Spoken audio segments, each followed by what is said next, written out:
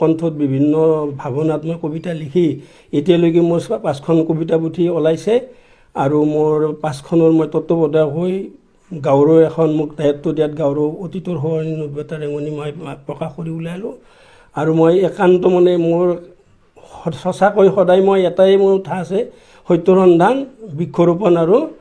অতীতক সোঁৱৰণ কৰাৰ কথাই মই সদায় ভাবি থাকোঁ আৰু সমাজ সেৱা মই যিমান পাৰোঁ মোৰ প্ৰথম ভালপোৱা কামটো হ'ল বৃক্ষৰোপণ মই বৃক্ষৰোপণ কৰি খুবেই ভাল পাওঁ মই এতিয়ালৈকে 500 অধিক বৃক্ষৰোপণ কৰিছোঁ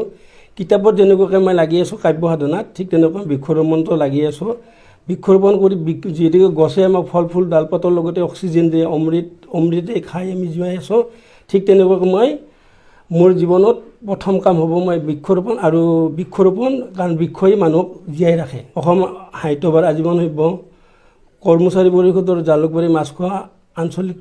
পৰিষদৰ মই সভাপতি ঠিক তেনেকৈ বৰক্ষেত্ৰী দুৰ্গোৎসৱ কমিটিৰো মই সভাপতি কেওজাতি পৰিষদৰ নলবাৰী জিলাৰ উপসভাপতি গাঁৱৰ আজি 4 বছৰে কণ্টিনিউছ পশ্চিম চুতীয়ামাৰী গাঁও পৰিচালনা কমিটিৰ